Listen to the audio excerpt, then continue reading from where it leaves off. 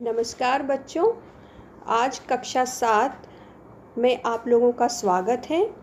आज हम पढ़ने वाले हैं हिंदी व्याकरण के अंतर्गत रचनात्मक लेखन और पर्यायवाची शब्द। बच्चों, रचनात्मक लेखन के अंतर्गत आज मैं संवाद लेखन, चित्र वर्णन और विज्ञापन लेखन के बारे में आप लोगों को बताऊंगी। तो शुरू करते हैं। सबसे पहले संवाद लेखन। दो व्यक्तियों या इससे भी अधिक लोगों के बीच हुई बातचीत को संवाद या वार्तालाप कहते हैं। व्यक्तियों के बीच बातचीत का ढंग अलग अलग होता है। उनके संवाद उन्हीं के अनुसार लिखना ही संवाद लेखन कहलाता है। संवाद लेखन के लिए ध्यान रखने योग्य बातें, मतलब आप जब संवाद लिखेंगे तब आपको इन बातों को अपने दिमाग में रखना है, ध्यान रखना है और फिर सोचकर लिखना है। संवाद छोटा और प्रभावपूर्ण होना चाहिए। संवाद की भाषा सरल एवं व्यक्ति के अनुरूप हो। संवाद हाव भाव दर्शाते हों और विषय का ध्यान रखकर उससे संबंधित बातें हों। बच्चों, यहाँ एक उदाहरण के माध्यम से देखिए पिता और पुत्र के बीच संवाद। पुत्र: पिताजी, मुझे 10 रुपए चाहिए। पिता: 10 रुपए का क्या करोगे बेटा? पुत्र: मेरे मित्र का जन्मदिन है, मैं उसे एक पुस्तक दूंगा। पिता: पुस्तक ही क्यों, कुछ और क्यों नहीं?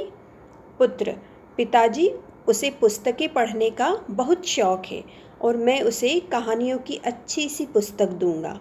पिता: तब तो ठीक है। बच्चों, इस उदाहरण के माध्यम से आपने जाना कि संवाद लेखन आप किस प्रकार से लिखेंगे। अब इन्हीं सभी बातों को ध्यान में रखकर आपको संवाद लिखना है। शुरू करते हैं अब चित्र वर्णन। चित्र वर्णन: किसी चित्र को देखकर उससे संबंधित मन में उठने वाले भावों को अपनी कल्पना शक्ति के माध्यम से अभिव्यक्त करना ही चित्र वर्णन कहलाता है। चित्र वर्णन जब भी आप करेंगे तो आपको बहुत सारी बातों को ध्यान में रखना है। नंबर 1, पहले चित्र को बारीकी से देख लेना चाहिए। बारीकी से देख लेना चाहिए का मतलब है बिल्कुल ध्यानपूर्वक उसके हर पहलू को देख लेना चाहिए और समझना चाहिए। दूसरा है, चित्र वर्णन करते समय आपके सभी वाक्य चित्र से संबंधित होने चाहिए। अब चित्र का वर्णन जब भी आप करेंगे तब आपके जो भी वाक्य हों वो सरल भाषा में हो, भावपूर्ण हो और चित्र से संबंधित हो।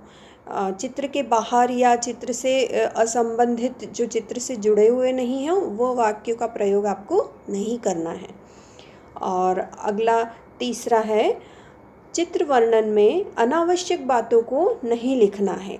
जो भी बातें आवश्यक हैं, चित्र वर्णन के लिए बहुत ज़रूरी है, उन्हीं बातों का प्रयोग आप करेंगे। उसके बाद चित्र में जितनी भी चीज़ें दिख रही हैं उन सभी का वर्णन होना चाहिए। चित्र को बिल्कुल ध्यानपूर्वक आपको देखना है और उसके बाद सारी चीज़ों का उसमें उल्लेख हो जाना चाहिए, उसका वर्णन हो जाना चाहिए। कोई भी चीज़ ऐसी नहीं हो जो छूट जाए। और अगला 5वां पॉइंट है, पहले वाक्य में बताएं कि दृश्य किसका है और अगले वाक्य में दृश्य में क्या क्या हो रहा है इसके बारे में उल्लेख करना चाहिए, इसके बारे में वर्णन करना चाहिए। तो सबसे पहले चित्र जो है वो आप अच्छी तरह से देखकर ये पता करेंगे कि यह चित्र कहाँ का है, मतलब क्या है इस चित्र के बारे में।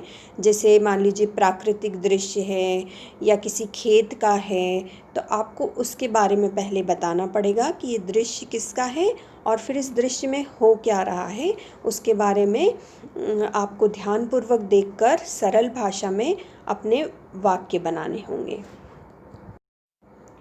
अब रचनात्मक लेखन के अंतर्गत हम विज्ञापन लेखन के बारे में जानकारी प्राप्त करेंगे।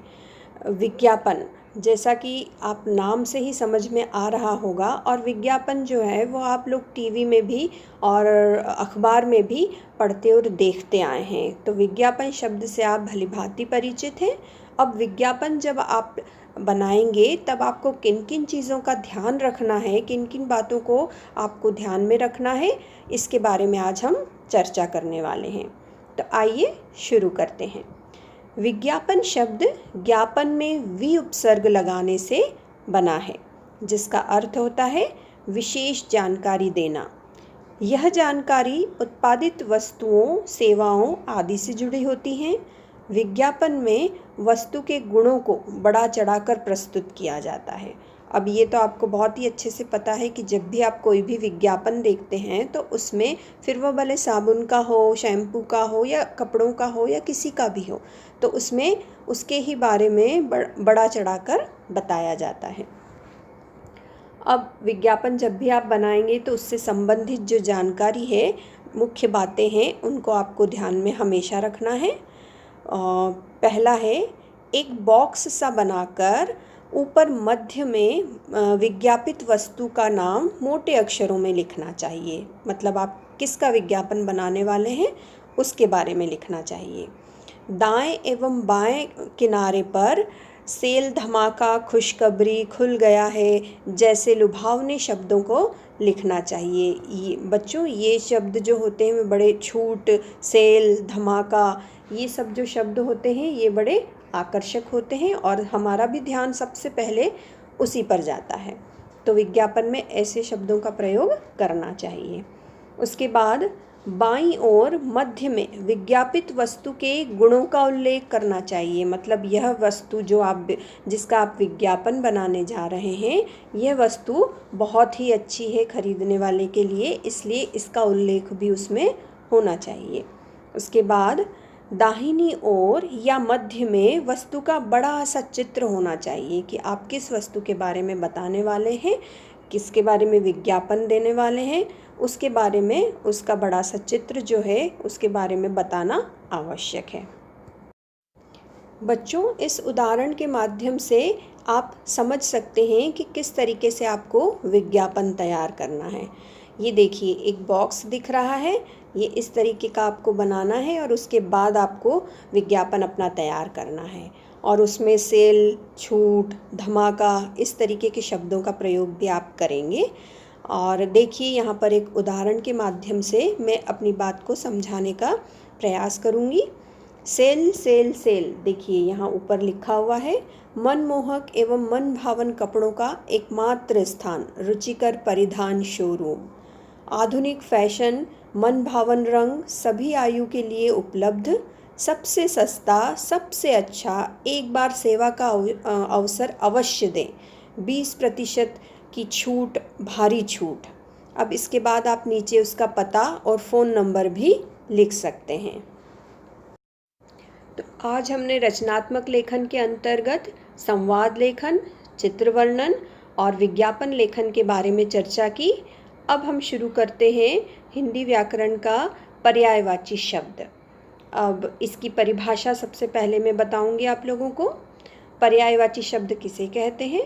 जो शब्द अर्थ की दृष्टि से समान होते हैं पर्यायवाची शब्द कहलाते हैं। जैसे दूध का पर्यायवाची दुग्ध, क्षीर, पेय, गोरस। इसका प्रयोग औचित्य पर निर्भर करता है, अन्यथा अर्थ का अनर्थ हो जाएगा। जैसे जंगल में है दौड़ रहे थे। अब देखिए, इस वाक्य में है शब्द अश्व या घोड़े आदि का पर्यायवाची है, परंतु यहाँ इसका औचित्य सही नहीं है। इसका सही प्रयोग इस प्रकार से होगा कि जंगल में घोड़े दौड़ रहे थे। इस प्रकार अर्थ की समानता होते हुए भी पर्यायवाची शब्दों का प्रयोग एक दूसरे की जगह पर नहीं हो सकता। पर्यायवाची शब्दों के कुछ उदाहरण हम यहाँ पर देखेंगे। पर्यायवाची शब्द अंधकार, अंधेरा, तम, तिमिर, अजेय, अजित, अपराजित, अपराजेय, अतिथि, मेहमान, आगंतुक, अभ्यागत, असुर, राक्षस, दानव, दैत्य, निशाचर, अश्व, घोड़ा, तुरंग, घोटक, हे। आँख, नयन, चक्षु, नेत्र, लोचन, दृग। आकाश, गगन, नभ, व्योम, अंबर। आग, अग्नि, पावक, अनल, ज्वाला। आभूषण, अलंकार, विभूषण और गहना। ईश्वर, परमात्मा, भगवान, प्रभु, परमेश्वर। बच्चों, इस प्रकार से हम पर्यायवाची शब्दों के बारे में जानेंगे।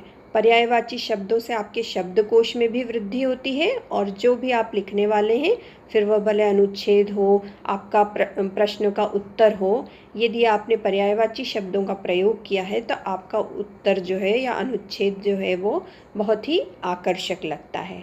तो आज हमने रचनात्मक लेखन के अंतर्गत चित्रवर्णन, विज्ञापन लेखन और संवाद के बारे में चर्चा की और व्याकरण में हमने पर्यायवाची शब्द, उसकी परिभाषा और उदाहरण के बारे में चर्चा की। आशा करती हूँ आपको यह सब बहुत ही अच्छे से समझ में आया होगा। धन्यवाद।